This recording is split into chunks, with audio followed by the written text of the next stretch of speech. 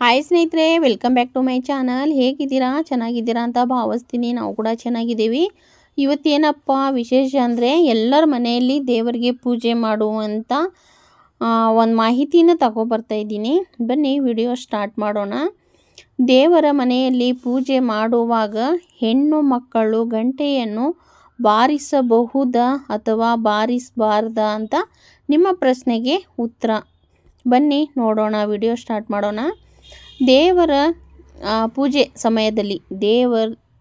ಸಮಯದಲ್ಲಿ ಗಂಟೆಯನ್ನು ಬಾರಿಸಲೇಬೇಕು. ಏಕೆಂದರೆ ದೇವರನ್ನು ಪೂಜೆಗೆ ಆಹ್ವಾನಿಸುವುದಕ್ಕೆ ಮತ್ತು ಮನೆಯಲ್ಲಿನ ನಕಾರಾತ್ಮಕ ಶಕ್ತಿಗಳ ಪ್ರಭಾವ ಓಡಿಸೋದಕ್ಕೆ ಮತ್ತು ಪೂಜೆಯ ಸಮಯದಲ್ಲಿ ಎಲ್ಲರ ಗಮನ ಪೂಜೆ ಕಡೆ ಇರಬೇಕು ಎನ್ನುವ ಕಾರಣ ಕೂಡ ಹೌದು.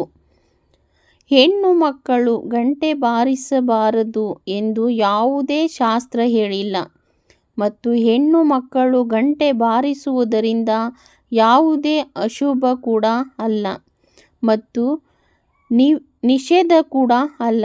ದೇವರ ಪೂಜೆಯ ಸಮಯದಲ್ಲಿ ಹೆಣ್ಣು ಮಕ್ಕಳು ಕೂಡ ಗಂಟೆಯನ್ನು ಬಾರಿಸಬಹುದು. ಆದರೆ ವೈಜ್ಞಾನಿಕವಾಗಿ ಹೆಣ್ಣು ಮಕ್ಕಳು ಗಂಟೆ ಬಾರಿಸಬಾರದು ಅಂತಾರೆ. ಏಕೆ ಎಂದರೆ ವೈಜ್ಞಾನಿಕವಾಗಿ ಹೆಣ್ಣು ಮಕ್ಕಳು ದೇವರ ಪೂಜೆ ಸಮಯದಲ್ಲಿ ಗಂಟೆ ಬಾರಿಸುವುದು ಬೇಡ ಎಂದು ಹೇಳುತ್ತಾರೆ.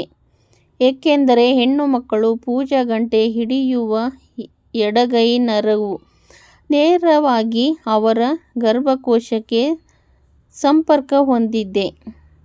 ಆದ್ದರಿಂದ ಸೂಕ್ಷ್ಮವಾದ ಗರ್ಭಕೋಶಕ್ಕೆ ಏನಾದರೂ ಹಾನಿ ಅಥವಾ ತೊಂದರೆಯಾಗಬಹುದು ಎನ್ನುವ ಕಾರಣಕ್ಕೆ ಪೂಜಾ ಸಮಯದಲ್ಲಿ ಹೆಣ್ಣು ಮಕ್ಕಳು ಗಂಟೆ ಬಾರಿಸಬಾರದು ಎಂದು ನಮ್ಮ ಹಿರಿಯರು ಹೇಳುತ್ತಾರೆ.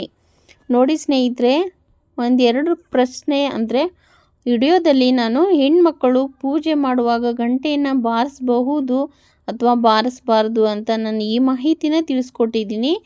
ವಿಡಿಯೋನ ಸ್ಕಿಪ್ ಮಾಡಬೇಡಿ ಸ್ನೇಹಿತರೆ. ಹಾಗೆ ನಿಮ್ಮ ಸಪೋರ್ಟಿಂಗ್ ಇರಲಿ.